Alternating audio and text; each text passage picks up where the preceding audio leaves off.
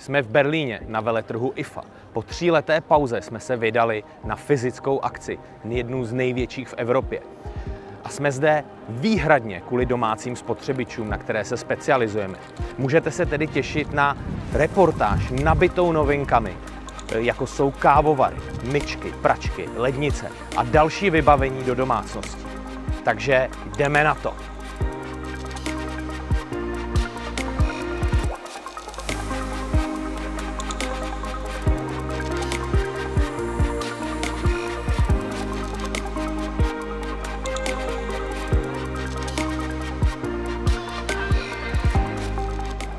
Firma Beko se intenzivně zaměřuje na ochranu životního prostředí a udržitelnost. Včera o tom hovořil ve svém proslovu i šéf firmy Arçelik, pod kterou Beko spadá, Hakan Bulgurlu, který zmiňoval například to, že Beko vyrábí v Turecku a v Rumunsku ve svých továrnách se 100% zelenou energií. Nezůstává ale pouze na straně výroby s touto iniciativou.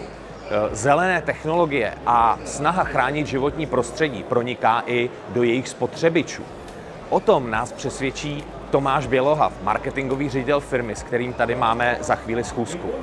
Dobrý den, Tomáši. Dobrý den. Přišli jsme se přesvědčit o tom, jaké má Beko zelené iniciativy, zelené technologie, udržitelné prvky ve svých spotřebičích. Jasně. Tak co nám k tomu řeknete? Ta udržitelnost je napříč asi všemi těmi řadami, které tady máme. Nejvíc je vidět tam, kde máme v tuhletu chvíli spotřebu vody. Pračka, sušička v kombinaci, myčky, to jsou dvě věci, na které se teď soustředíme, kromě energetické úspory pro koncového uživatele i úspora vody. Asi to nejzásadnější, co máme v tuhletu chvíli na displeji tady na IFě, je propojení pračky a sušičky. Relativně jednoduchá záležitost, protože to využívá tu vodu, safe water, ze sušičky, ze sušení na základní mytí, prádla, předmytí a tak dále, to znamená snižuje to i spotřebu vody. Takže pračka si veme tu vodu, kterou sušička extrahuje v podstatě při sušení. Přesně tak. A ta voda se přečerpá do pračky a zbytečně se nevylévá. Přesně tak.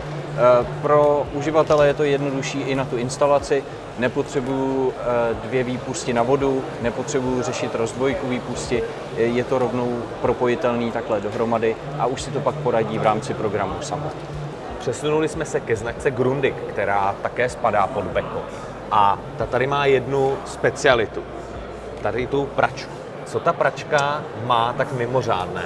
Je tam Lubore speciální filtr, který se vlastně přidal do toho odtokového prostoru a je to poprvé použití takzvaného filtru na mikročástice v zařízení pro koncové uživatele. Je to relativně jednoduché zařízení, které se vkládá do prostoru, přes něj proudí voda a odchytává mikročástice, které vlastně vypouští každý textil, který nosíme a pouští to do vody. Bohužel ty mikročástice není možné čistit v čističce odpadních vod. To znamená, dostávají se i do pitné vody a tak dále. Tohle je poprvé, když se to snažíme nabídnout lidem, aby to mohli pomoct odchytávat a aby se to zachytávalo předtím, než se to dostane do pitné vody.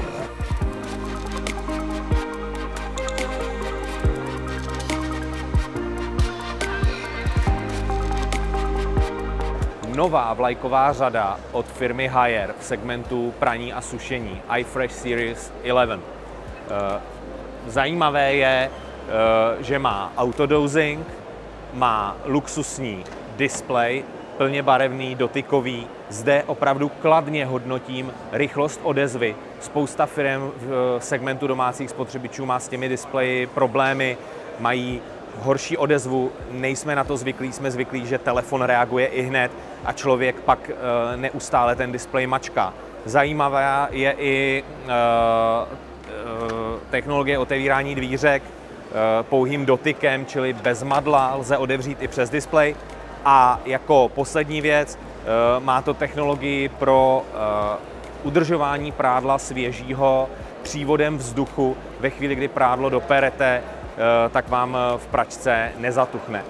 luxusní americká lednice čtyřdveřového typu, nebo French door v tomto případě konkrétně, kdy máte dvoukřídlá dvířka, šuplíky od mrazáku nebo i nulové zóny, to není žádná velká novinka.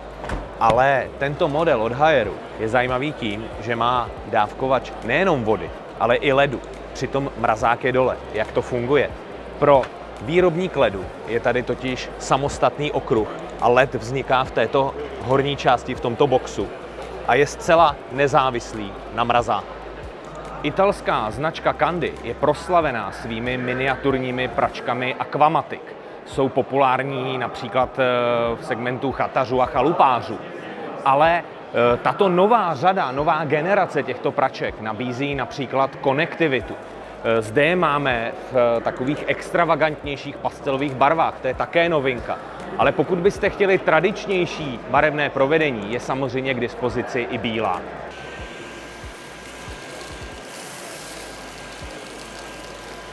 Zkoušíme nový vysavač Hoover HF9, který je zajímavý několika věcmi. Za prvé, odpojíte jenom takhle stiskem nožního pedálu. Máte samozřejmě k dispozici okamžitě volnou tyč pro připojení příslušenství a vysávání třeba pavučin pod stropem. Vyjímatelná baterie, u vyšších modelů dokonce 2 baterie v balení. Vysavač má poměrně jednoduché ovládání s displejem, kde se vám zobrazuje i zbývající čas, kolik zbývá na baterce.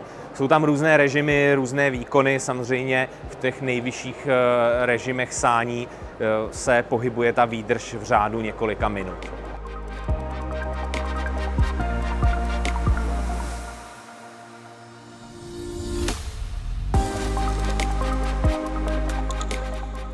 U značky AEG jsme zaznamenali novou generaci praček, sušiček a pračkosušiček. Všimněte si pozměněného designu, metalické panely a bílé panely jsou nahrazeny matnou černou. Konkrétně tento model nabízí i zajímavou technologii soft water, která změkčuje vodu. Máte tady zásobník na sůl. Model, který má soft water, nemá autodosing, čili automatické dávkování prostředků, protože se tam nevejdou obě ty nádržky. Co se ještě změnilo, jsou ovládací panely, kde už není červená, která byla poměrně agresivní. Změnila se na bílé podsvícení. Celkově se nám novinky líbí a doufáme, že se jich brzo dočkáme na českém trhu. U AEG je další velkou novinkou tato varná deska s integrovaným odsavačem. To má dneska skoro každý, ale tento model bude cenově nejdostupnější od AEG. Posouvá se tudíž celá tato technologie do nižších cenových segmentů. A pokud máte strach, že spodní odsávání nefunguje, tak tady mají takovýhle hrnec, který vypouští kouř a je vidět, jak krásně ta deska opravdu všechno odsává. Electrolux představil v nedávné době také zajímavé příslušenství pro pračky. Je to filtr na mikroplasty, protože při praní dochází k jejich uvolňování, jak se mechanickým pohybem tře oblečení o sebe. Filtr lze samozřejmě použít s jakoukoliv pračkou, nejenom s pračkou AEG nebo Electrolux, a velmi snadno se čistí.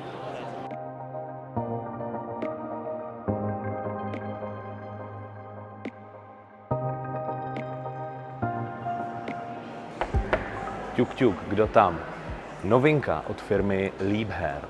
Vestavná lednice, kterou otevřete pouhým poklepáním na dveře. Můžete otevírat také hlasovými asistenty nebo pomocí telefonu. Stejně tak lednici velmi snadno zavřete. Nemusíte vůbec mít na dvířkách madlo. Liebherr tady má ale ještě jednu mnohem větší a významnější novinku. Dokonce bych si dovolil říct, že to je jedna z největších, ne-li největší inovace, kterou jsme na IFA letos viděli. A na tu se budeme podívat právě teď. Na první pohled úplně obyčejná lednice, nebo v tomto případě mrazák. Ale tak obyčejná úplně není, protože má nový typ izolace ve dvířkách.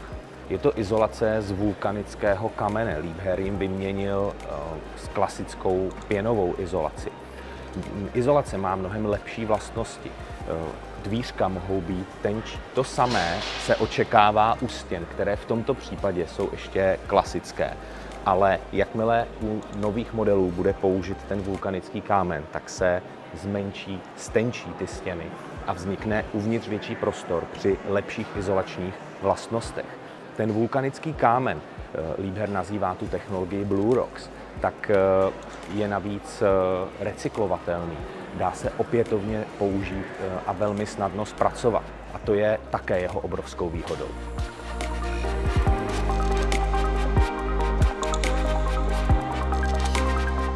Jsme u společnosti Jura, která na veletrhu IFA představuje dvě zásadní novinky pro příští rok. Je to kávovar Giga 10 a kávovar J8. První tady máme Giga 10 a představí nám ji sales manažer značky Jindřich Palupa. Dobrý den, Jindro. Dobrý den. Co nám řeknete ke Giga 10? Tak Giga 10 je zásadní v tom, že to je prémiový typ kávovaru, který umí připravit dva nápoje naraz, a to upozorňuji nejenom v té teplé variantě, ale i ve studené, to znamená cold brew, nebo případně studené nápoje typu latte a flat white a cappuccina. Co je zásadní u toho kávovaru, má dva elektronické mlýnky, to znamená, je možno nastavení pro konkrétní nápoj, kolik procent starého mlýnku si chci vzít. To znamená příklad, pokud budu mít prémiovou kávu, můžu si nastavit, že chci 75% z jednoho mlýnku, 25% z druhého, a tak stejně naopak, kdy nebudu potřebovat prémiovou kávu třeba pro přípravu samotných mléčných nápojů. Kávovar se skládá z 3 dotykových displejů, které jsou za sebou provázány. Myslím si, že to je za mě nejintuitivnější ovládání, které kdy vůbec Jura nebo kterýkoliv z výrobců představil. Samozřejmostí je kompletně plně automatický systém čištění mléka.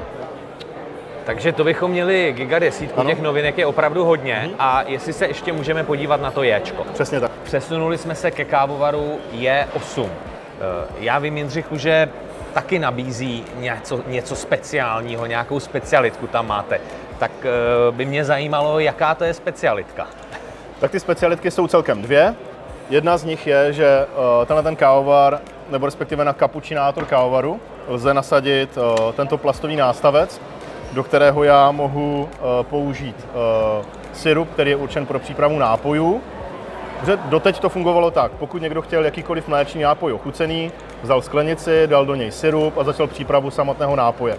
Problém je ale ten, že ten sirup zůstal na dně a muselo dojít k tomu, že jsem si musel vzít lžíci a celý ten nápoj promíchat, a tím jsem ho, dejme tomu, esteticky zničil, protože to latte nějakým způsobem vypadá. Tenhle ten nástavec, který jde velmi jednoduše nasadit vlastně na ten kapučinátor, dám do něj sirup a ta příprava toho nápoje a té mléčné pěny a mléka mi prochází přes ten sirup. Výsledek je ten, že to mléko i ta mléčná pěna již má chuť po tom samotném sirupu. To je jedna z vychytávek, která tady je.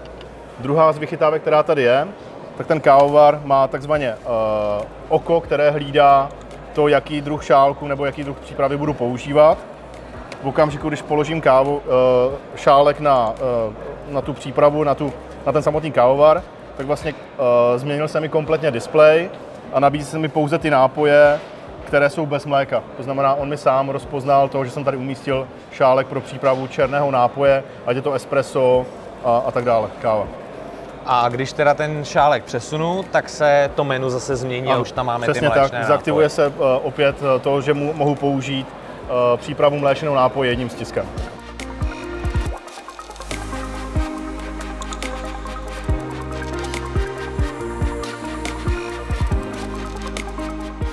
Korejská firma Samsung představila velké množství novinek i v sekci domácích spotřebičů. Já tady teď stojím u vysavače Bespoke, je to akumulátorový tyčový vysavač, který má opravdu velkou sací sílu, ale zajímavý je hlavně díky tomu, že má speciální dobíjecí základnu, která i odsává nečistoty do integrovaného sáčku, čili zcela hygienicky vyprázdníte bez jakéhokoliv víření prachu všechen ten nepořádek z nádoby.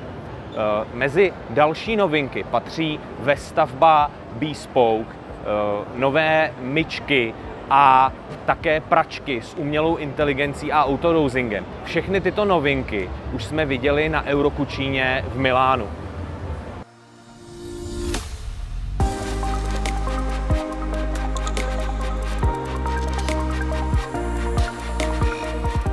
veletrhu IFA jsme si odskočili do centra Berlína na Alexanderplatz, kde MediaMarkt otevřel novou prodejnu. Na 8 000 m2 si mohou zákazníci osahat a vyzkoušet spoustu produktů.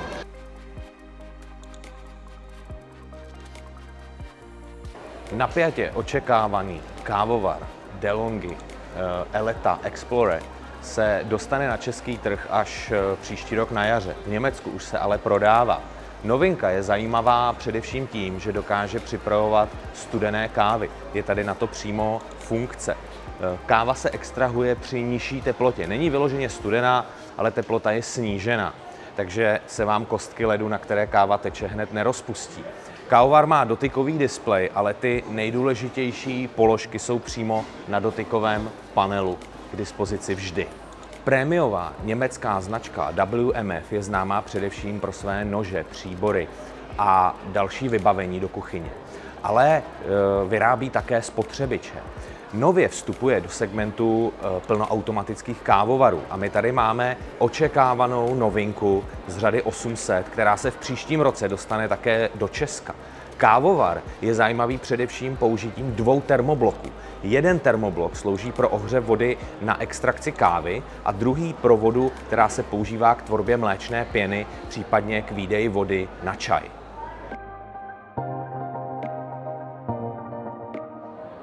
U japonské firmy Panasonic jsou v sekci domácích spotřebičů k vidění některé teprve chystané výrobky, jako například tento designově zajímavý fén, který používá speciální technologii NanoCare.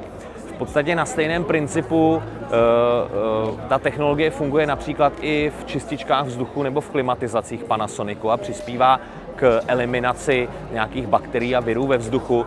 V tomto případě ale ty částice zabraňují vysušování vlasů. A u tohoto nového modelu, který se snad dostane i na český trh v příštím roce, těch částic vzniká ještě větší množství než u těch starších typů fénů. Takže ten efekt toho, že se ty vlasy nevysušují, je ještě větší. Kromě toho tady má Panasonic velmi zajímavý holicí strojek, který má úplně jiný design, než jsme u Panasonicu zvyklí. Má velmi štíhlé držadlo a tato koncepce nebo tento produkt už je v prodeji v Japonsku a my se ho snad dočkáme v příštím roce i v Evropě.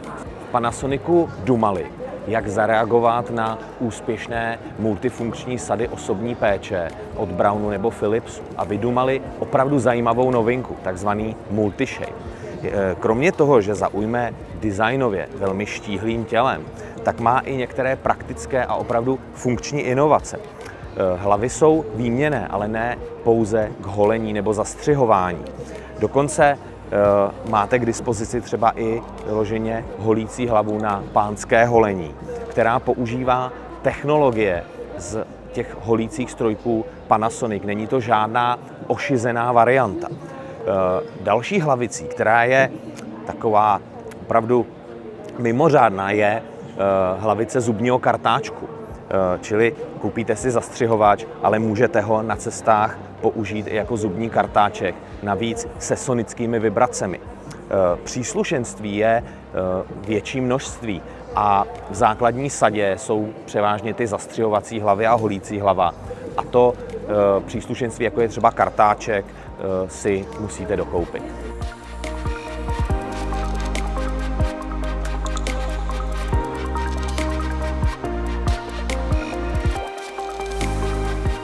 Při prohlídkách hal na IFA jsme narazili také na stánek značky Tesla.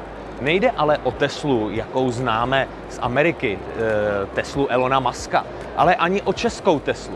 Je to třetí Tesla, další firma, která má právo používat tuto značku. Jedná se o srbskou společnost, která vyvíjí spoustu domácích spotřebičů a spotřební elektroniky, včetně televizí, klimatizací a podobně. Například v klimatizacích je hodně zajímavá jedna věc. Má unikátní model, který přivádí vzduch dovnitř do místnosti z exteriéru. Takže se vám nerecykluje neustále ten samý vzduch uvnitř, ale máte přívod čerstvého vzduchu, který je navíc kompletně vyčištěn a sterilizován.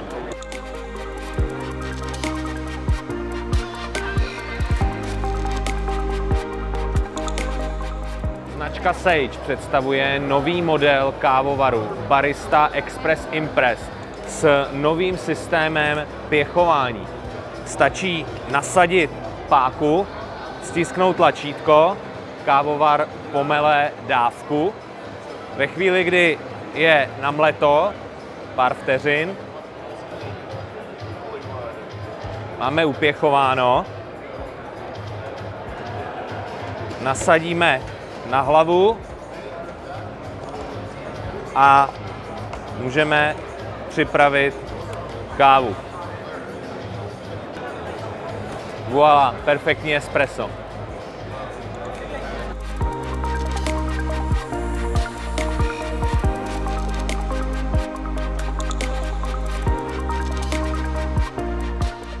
Společnost LG představila na IFA dva zajímavé produkty. Tady nahoře máme LG Showcase pro prezentaci bot. Je to cíleno na sběratele nějakých limitovaných edic bot. O ty boty se to i stará, jsou tam chráněné před nějakými vlivy, které by mohly třeba poničit kůži nebo nějaký materiál té boty. Toto ve spodu, to je, řekl bych, zajímavější pro běžné použití. Jmenuje se to LG Shoecare a je to speciální zařízení, které dokáže dezinfikovat boty, zbavit je pachu, používá to páru, nebo ty boty můžete vysušit, tam se pustí horký vzduch a celkově to zbaví i boty prachu a nějakých jako jemných nečistot. Není to na bahno a nějaké větší nečistoty, ale je to celkově pro péči o boty a to, aby boty nesmrděly. LG přivezla do Berlína také nejúspornější chladničku na trhu v třídě A-10%. Popravdě řečeno, z toho nejsem úplně nadšen, protože nikdo nečekal, že ty energetické třídy se podaří překonat tak rychle. Ale to, před čím stojím teď, se jmenuje LG Tune. Je to speciální pěstírna na bylinky, která vytváří optimální mikroklima pro pěstování a zajišťuje i zavlažování.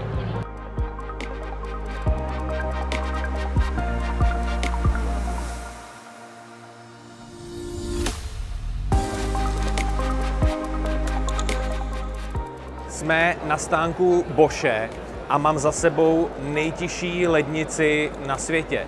Kombinovaná chladnička s pouhými 29 decibely. Je potřeba si uvědomit, že hlučnost o hodnotě 3 decibelů vnímáme jako hluk dvojnásobný.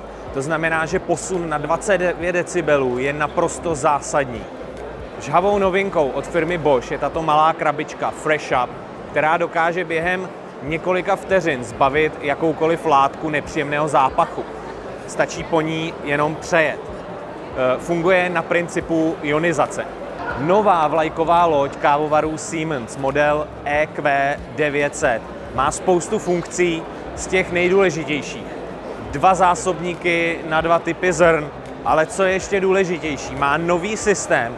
Přímo v menu si nastavíte typ zrn, které máte v zásobníku a kávovar upraví způsob mletí tomu konkrétnímu zrnu.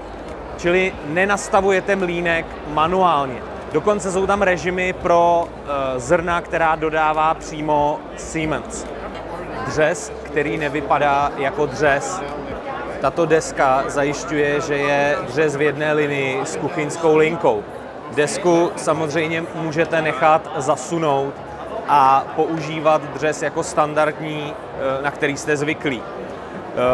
Novinkou je také možnost výdeje vroucí vody a bublinkové vody.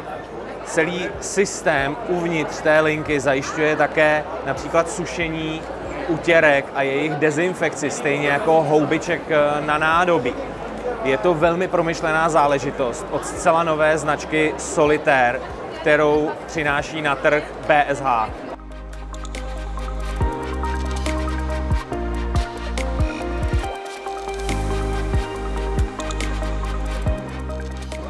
U japonské značky Sharp jsme se zastavili v sekci vysavačů.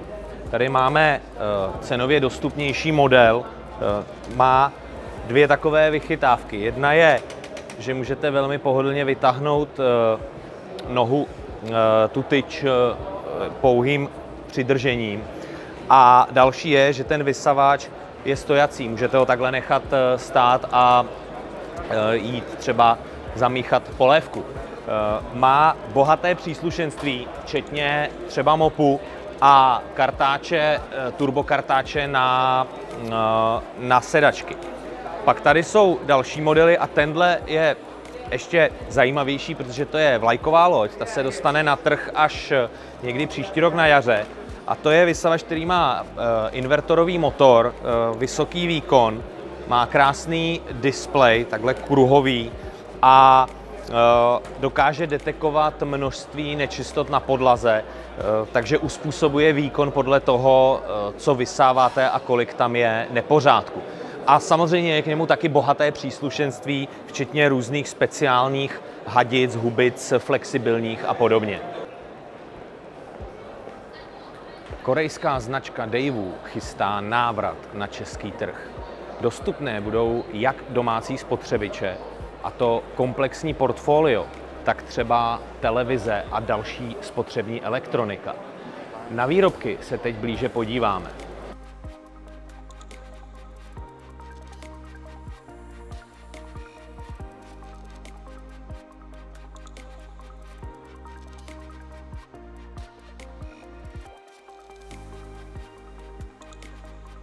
Další technologickou vychytávkou, kterou si připravil turecký Vestel, je takzvaný Sonic Wash. Je to speciální program, ale nejenom to. Speciální přihrádka v myčce pro mytí nejenom příborů, ale například i šperků nebo brýlí. K tomu mytí slouží samostatný program, kdy samotná myčka nemyje a používá se pouze tato schránka.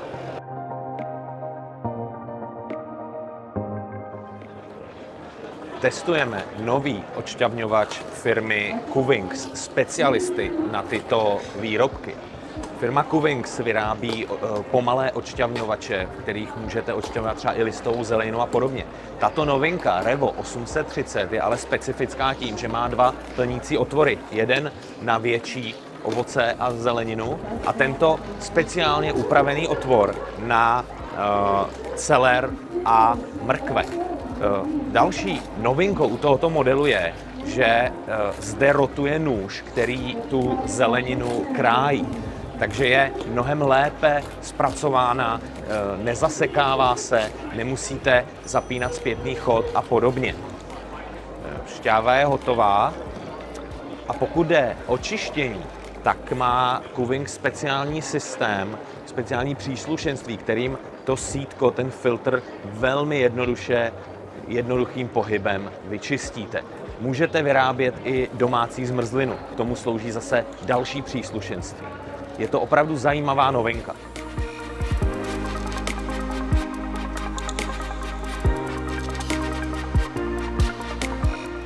Německá značka Miele je známá pro své prémiové a velmi kvalitní spotřebiče.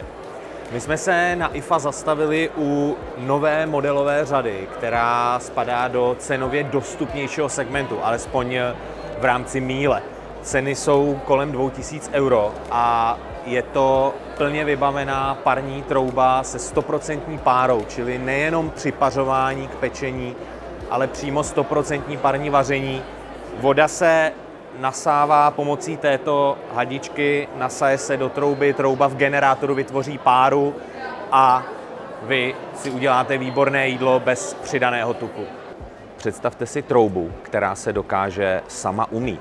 Na pyrolízu nebo parní čištění už jsme si zvykli, ale tato novinka Miele se dokáže skutečně sama a plně automaticky umýt. Vevnitř se nanese voda se saponátem, trouba má i vývod do odpadu, takže čištění je opravdu plně automatické. Jedná se o plně vybavenou parní troubu. Tady si můžeme ukázat, kde se nachází nádržka na vodu. Je velmi snadno přístupná, snadno se doplňuje a samozřejmě i snadno čistí.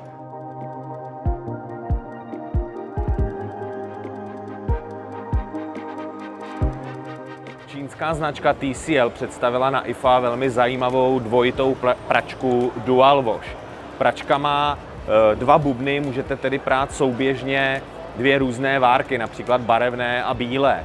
Má autodosing, čili automatické dávkování pracího prostředku a ovládá se pomocí displeje, který je vsazený přímo v horních dvířkách. Nechybí ani direct drive motor, čili motor bez připojení řemene na buben.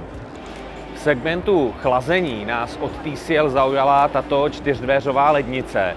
Má velmi zajímavý povrch a na kterém vůbec nejsou vidět otisky prstů. Kromě toho je to velmi vyspělá chladnička s 3 zcela oddělenými chladícími okruhy. Co to znamená? Znamená to, že nedochází vůbec k mísení pachů, k mísení vzduchu mezi těmi oddíly.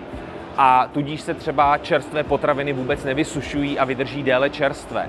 Navíc i v těch oddílech lze nastavovat různou teplotu, takže třeba z části mrazáku si uděláte chladící zónu podle toho, co zrovna potřebujete skladovat. Loučíme se s prvním postpandemickým veletrhem IFA. Jaký byl? Byl skvělý. Viděli jsme zde spoustu nových produktů a nových technologií. O to víc nás mrzí, že některé firmy, které zde dřív pravidelně vystavovaly, sem letos nepřijeli. Doufáme, že se s nimi setkáme na dalším ročníku, protože osobní seznámení s produktem, možnost ho vyzkoušet, osahat si ho, se zkrátka nedá nahradit.